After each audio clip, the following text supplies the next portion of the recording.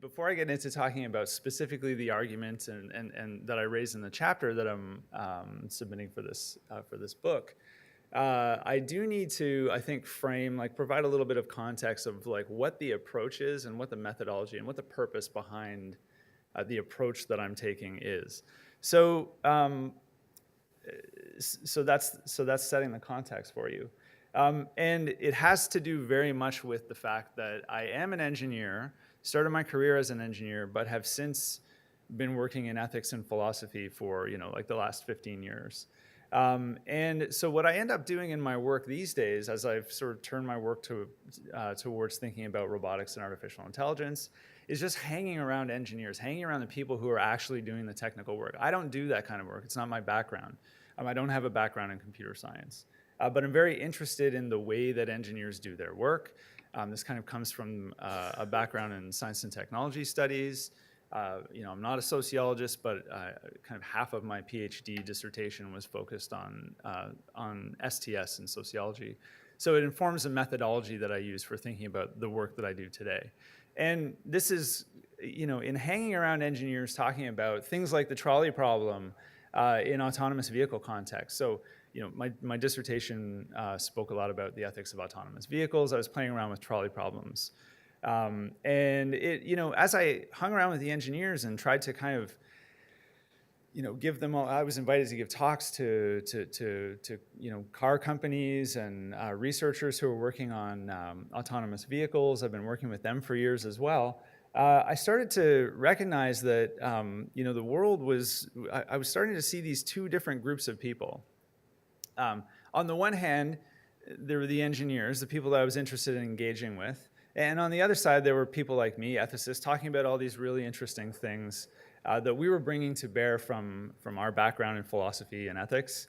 And there seemed to be this kind of divide up the middle. Do I have a laser pointer? Not really. So there was a kind of wall between these two groups, right? So the engineers would be really interested to hear about what was going on in ethics and philosophy.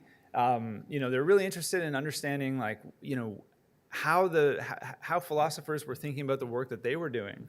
But it was very difficult to get them motivated to actually change the way that they did their daily work from day to day. They didn't, and I was trying to understand that. So I spent a lot of time trying to understand why that is. Why is it that when I was showing up to these events, like for example, after giving a talk about trolley problems and talking about how interesting it would be to kind of get ethics helping to change the way that engineers do their work, I had a person who was representing one of the big car companies, I won't name the car company, come up to me and I said, hey, look, you're associated with like this huge car company, you got a lot of money.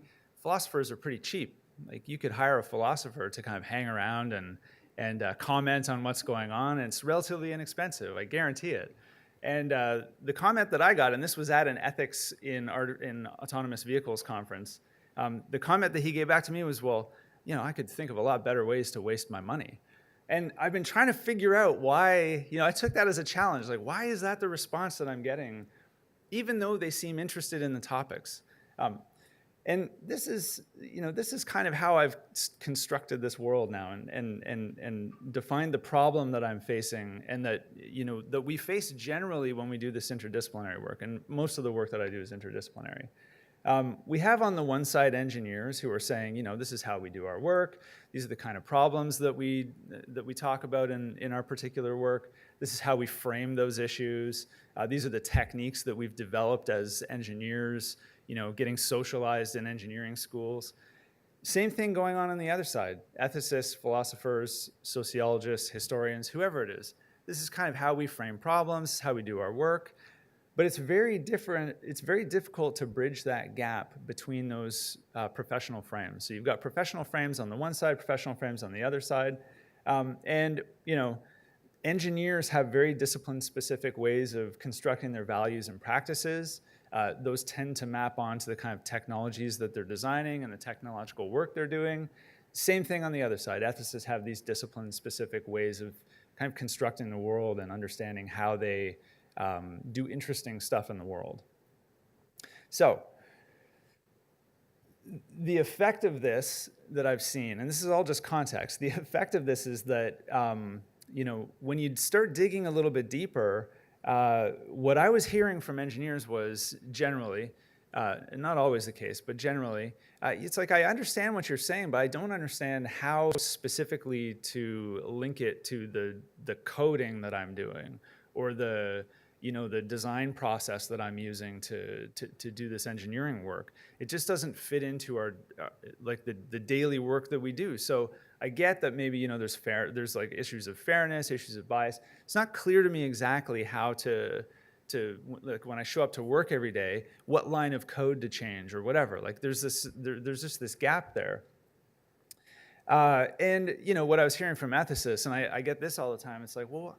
And again, this is kind of a little bit of stereotyping, but the frustration seems to be like, well, I don't get it. Like, it just seems so obvious. There are these problems that everybody knows about. There's like fairness problems. There's like this kind of bias problem that we talk about. I don't understand why it's so difficult for you to incorporate it. We look at Facebook, like, why is it so difficult for you to just like not do the things that you're doing that are destroying democracy? Like, it just seems so obvious that you're destroying democracy. Just fix it. But I take this to be a legitimate problem. So this is part of the challenge. So what I want to avoid, and I think what we all want to avoid in the work, is like just to walk away and say, well, I've done my job. It's interesting, but like that'll be my bedside reading for the next month. I'm not going to incorporate it into the kind of daily stuff that I do. And this is talking with like just like a lot of engineers out there. And here's how my work comes in, and where what I'm doing is working towards avoiding this. So the paper that I'm going to talk about today is very much in this vein. Okay, there's this notion called interactional expertise that involves bringing engineers and, say, philosophers, ethicists, whoever, together in close contact, working side by side, and building a kind of a shared and common language that allows them to move past things, so that you get to this point. The goal is to get to this point where on both sides of the table you're saying, okay, I see what you're talking about, and I kind of understand how to incorporate that into my work now. What's involved in getting there? It's this kind of stuff.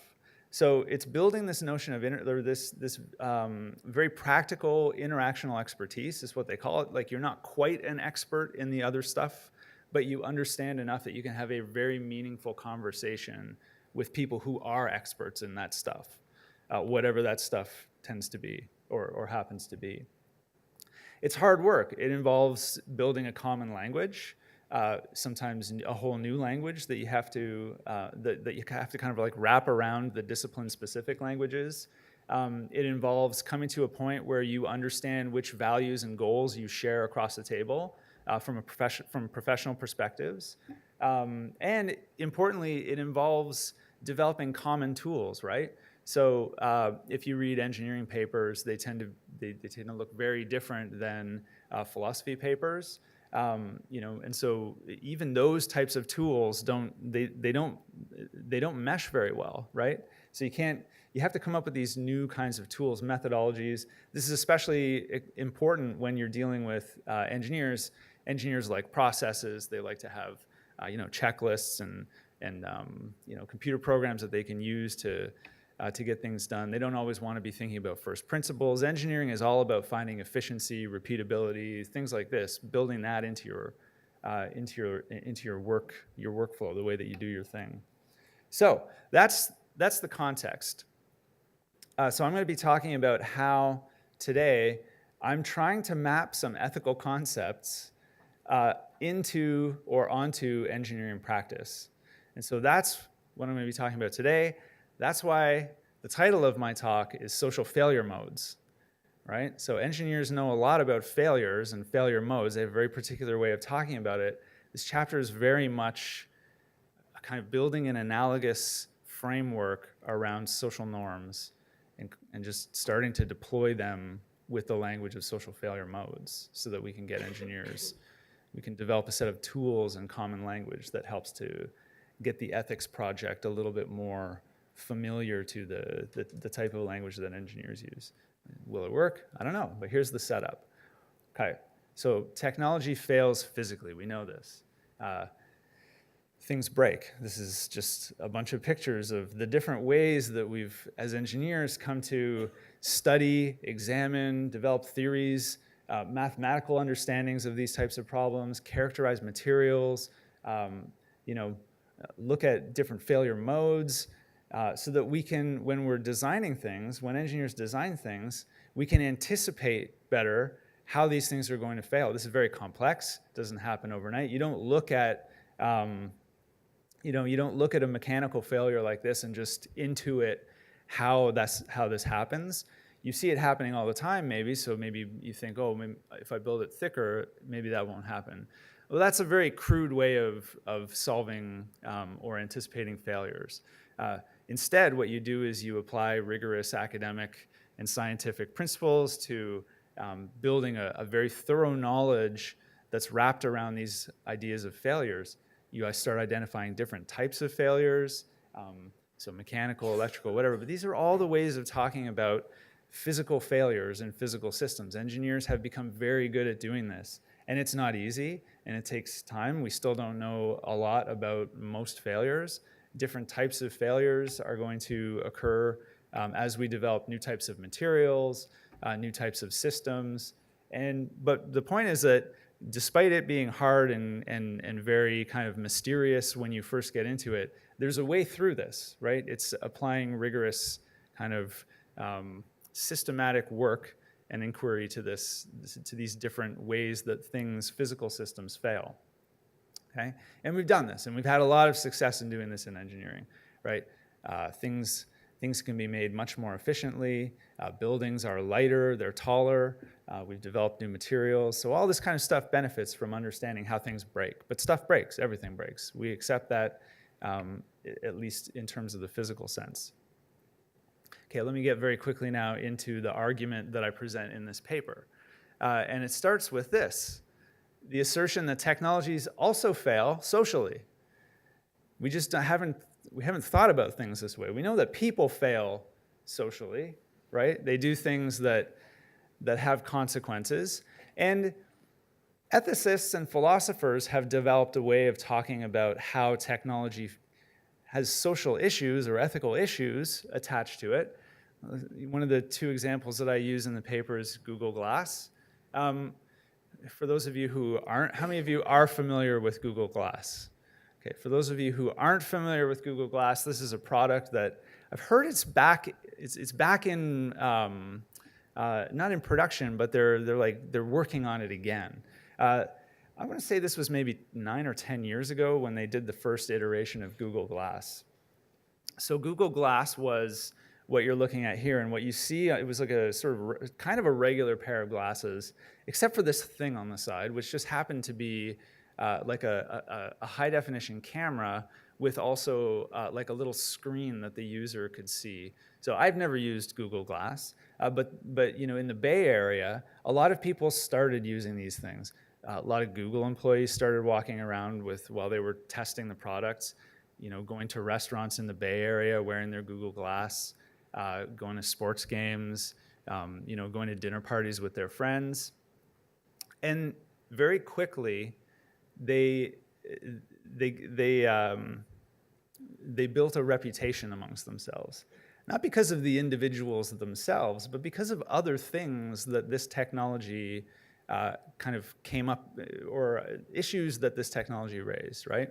Norms that we have in society that were implicated by this technology. So privacy, I mean, this is the obvious one, and there were a lot of papers and articles written about this. You know, you're sitting in a room with somebody that has Google Glass on, and you're wondering, is this thing on right now? I mean, these were sort of web-connected devices.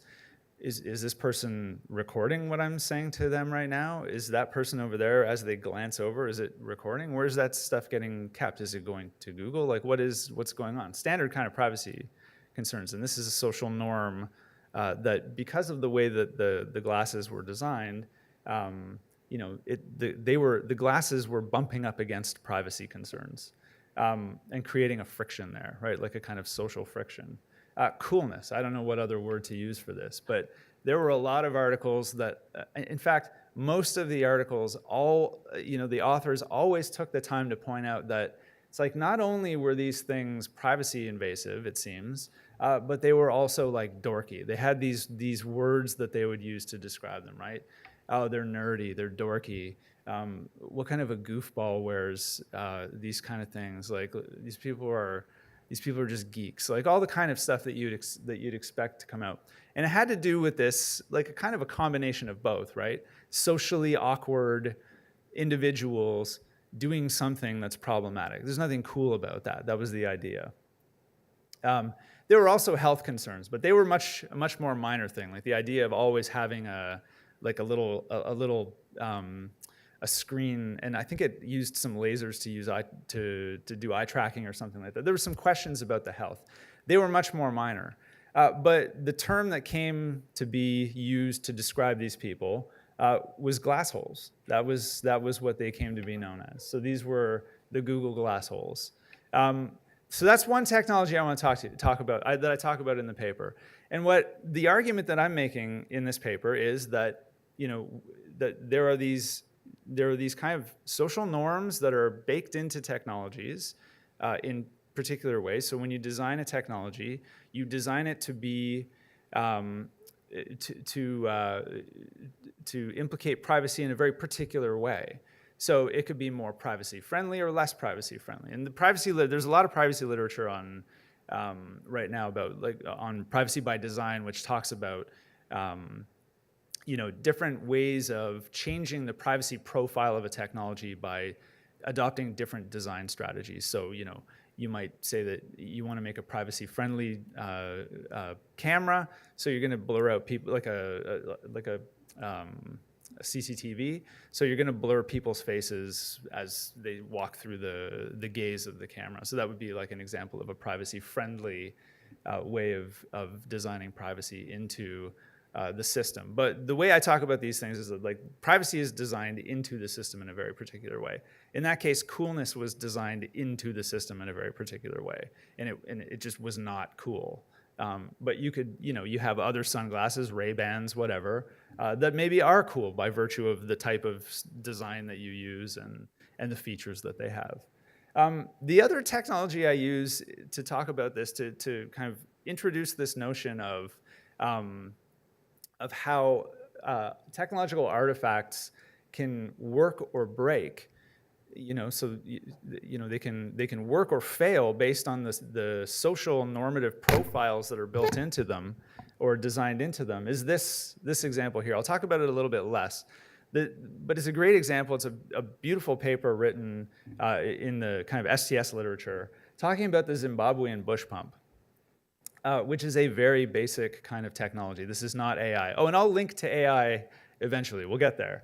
But the Zimbabwe bush pump, the way that the authors of this particular paper describe this pump is very interesting. So this pump is said to have worked where other very similar pumps failed for a couple of very particular reasons. These were being used in rural Zimbabwe, where the cultural norms are quite different from those of the people who were designing the typical pump that was supposed to be used in a place like rural Zimbabwe, and differed in this way. Most pumps like this that weren't this particular model would get shipped from wherever, somewhere in the West. They end up landing in some spot. They open the book. The NGO goes in. They drill a hole where they figure there's water. They install the pump, and then they kind of hand it over to the locals. And what they found in doing, over time was that those pumps were failing. The locals wouldn't maintain them. The concrete skirts around the bottom would crack. Things would become rusty. They just would stop. Sometimes they would just never use them. They would install a pump in a village that needed water, and nobody would use it. And so the explanation was always, well, we just have to teach these people to use this technology. Then along comes the Zimbabwean bush pump, which, just on face value is very similar to all those other pumps, but with a couple key differences. This is the way the authors of this paper describe the differences. I can only go by their by what they're saying. One of the things that was very important and emphasized again and again in the instruction manuals on how to use the Zimbabwean bush pump was that you had to engage local water diviners in finding the place to drill the borehole. Why? Well, not because they had some special technique for finding water. You know, the engineers who were coming from the NGOs knew how to drill and find water. It was because the local customs around finding water and using water required, were attached to the social norm of trusting what the water diviner was saying. So water or not, they would drink from a well that was kind of blessed by the local water diviner. And this was repeated again and again in the instruction manuals. You have to engage the water diviners. You have to engage the water diviners. So this became part of the installation process, right? So that they built that social norm that was specific to that local custom into the technology by, requiring that it be installed that way. And there were a number of practices like this. One of them was around drilling the borehole. So rather than bringing in, machinery and drilling the borehole, they designed this very special rig that the whole community would come out and turn the crank, and they had a whole celebration around it, and it turned into a festival, and like there would be dancing and food and all the usual stuff that goes into celebrating the drilling of a new well. And that also helped to convince people and bring them online locally to use this pump, maintain it. They felt a sense of ownership of the pump in a way that they didn't. So this is another local custom that's built in. I want to say that designing specifically for those social norms is what helped to make the difference between a pump breaking, failing, and a pump working, in very much the same way that a mechanical failure would determine the difference between something working or something breaking. Okay, so I make the argument an artifact works or breaks in part because of the social dynamics that it creates. So this is how we get to this idea that technology can fail socially in a more specific and analogous way to physical systems, physical failures. Okay, so we have this notion of physical defects that everybody accepts. I just want to add the notion of a social defect in a technology. Like, if you don't design properly for the social dynamics that are going on in the use context, you've built a sort of social defect into this thing. I would look at Facebook and say, well, it's like breaking democracy. There's something wrong with your technology. It's not the people that are using it. It's not the lack of regulation necessarily. There's something wrong here, and you just haven't learned how to account for that yet. And so we need to study both. One is no more important than the other from a descriptive perspective. If you want your technology to work, you have to take into account social defects as well. So then I talk in the paper, I try to build this language, right? Build it a little bit more. So I want to get into this notion of social failure dynamics. So I, based on these examples, try to develop a couple, just as a starting point. So here's one. Technology can fail to establish the requisite social norms. So why did those other pumps fail where this one, the Zimbabwean bush pump, succeed? Well, it seems that the bush pump, the way that they designed the instruction manuals and made it colorful, and there are a whole bunch of things that were listed in kind of described in this paper, they managed to establish the social norms that were required, that are required for maintaining a healthy drinking water and a functioning pump. And the other dynamic that I start talking about is, well, there's this, like, if you take the glass hole example, technology can transgress existing social norms, and we see that a lot more these days. So when philosophers, ethicists, sociologists talk about what's wrong with today's AI and technology, a lot of times they phrase what they're doing, if you want to use this language, is they're phrasing the problem in terms of a social failure norm, a norm transgression, some sort of norm transgression, right? So what's a social norm? I provide a brief definition in the paper. It's a behavior rule R that's followed by a sufficiently large set of individuals within a group and not by some other group. So I think this links to Tom's paper a little bit. I have a lot of questions for Tom about these rules, right? These social norms and whether or not we can actually govern or build better technology. I think we have different ways of thinking about this problem. And so here's the preliminary definition of a social failure that I start using.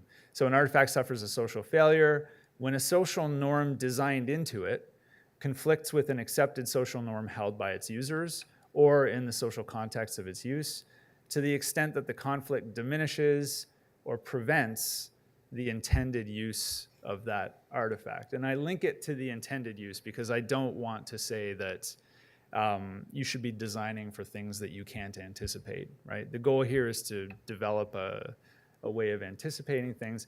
You don't want unintended uses to be blamed. You don't want to be blamed for necessarily unintended uses in a way that's unfair or unwarranted. But there's some, I guess there's a lot of room for. I've gotten a lot of pushback on that when I've workshopped this paper a couple of times in other contexts, and there's a bit of pushback on that.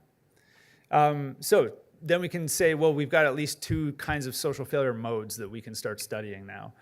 Just a quick reason why we would want to justify, like, what's the engineer's like, why do I care about social failure modes? It's somebody else's problem. You're just smuggling in ethics here. Give me some reason to care about this. Okay, so these are the more like straightforward arguments. There are at least two. There are probably more. The one thing is, if you think your system is going to deliver some benefits and it breaks, you're not delivering those benefits. So you say your system's changing the world.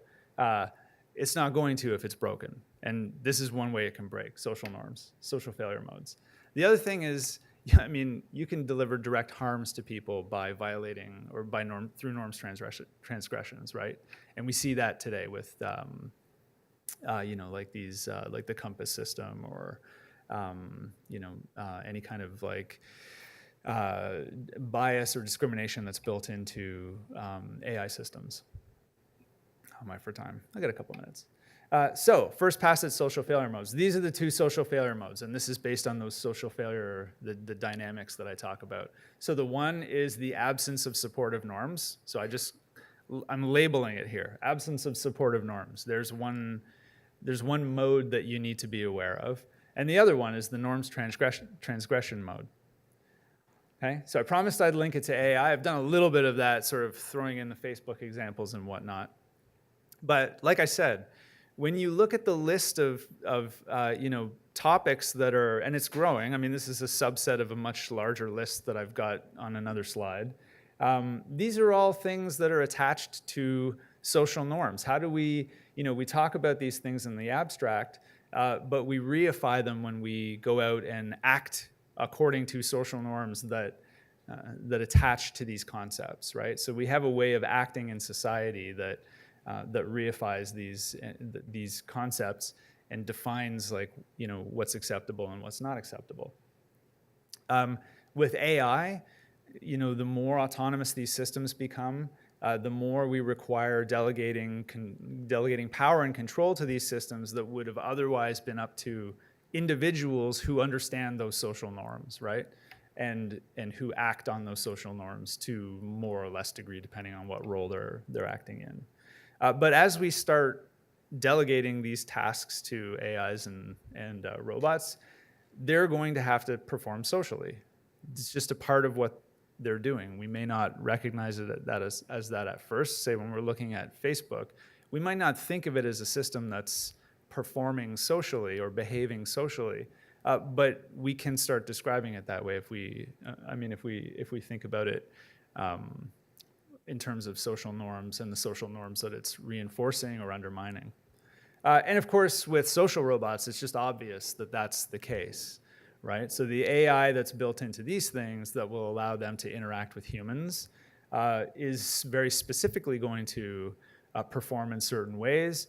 and to much more of an extent, these social norms are being smuggled in again. I don't know that they're being talked about as social norms so much, but certainly they're being smuggled in. We see examples like this where we're talking about having, little social robots acting as caretakers, caregivers, but also therapists in medical contexts, right? Especially with children, because a lot of the studies show that interactions with children in a psychological therapy can actually yield benefits that are greater than that with adults. So kids will engage with robots and work through problems with robots in ways often that they won't with adults, because the adults are intimidating, or the adults were the source of harm in the first place in their world, and it takes a lot more work to get them to think. There's some studies out on this. So, and then we see something like Google Duplex. For those of you who are not aware of what Google Duplex is, so this is, I'm sure this is Google's CEO. This was the launch of Google Duplex. And I was the timing was perfect. I was at a small workshop we were holding at Stanford on ethicists in tech companies. And everybody was there but Google. I say everybody. Facebook was there, Microsoft was there, like a bunch of the companies were there. And as we were having this day-long discussion, the news broke that Google had just released Duplex. And Duplex, for those of you who don't know, was built into their Google Home, like their version of Siri or Alexa, where Duplex would allow you to ask your Google Home Assistant to make an appointment for you. It would then make a phone call, and using very natural language, complete with, yeah, I'm just calling on behalf of John to make a hair appointment for tomorrow. Do you have any time at 11? And then, the person on the other end thinks it's a person, and they go through this routine. And that they demoed this live, for the world to see. And the immediate reaction was like, I can't believe Google is going to deceive people with this is dangerous technology. This is a problem. So especially in the room that I was sitting in, people were just shaking their heads. Partly just because it's amazing what's happening today, and you almost can't keep on top of it. But it raises clear social questions of social issues, right? Like to what ends are you going to deploy Google Duplex?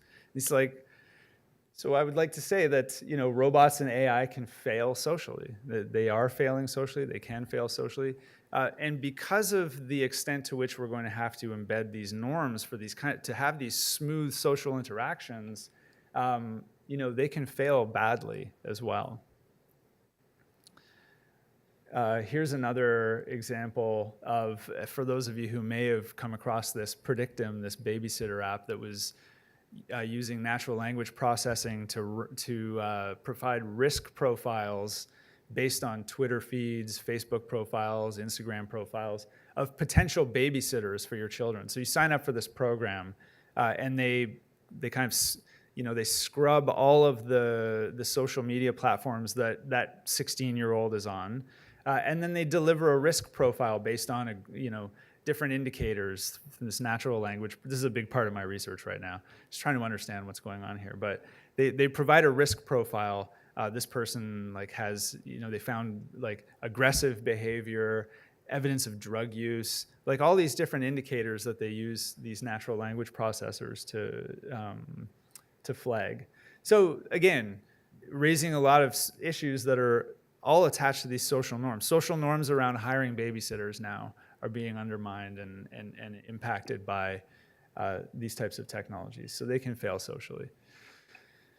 So the remedy here in what I've been talking about here is just building this common language, building this new set of tools, these concepts around social failure modes, and doing the social failure mode analysis to understand and anticipate when you're designing. So I'm focused on engineers here.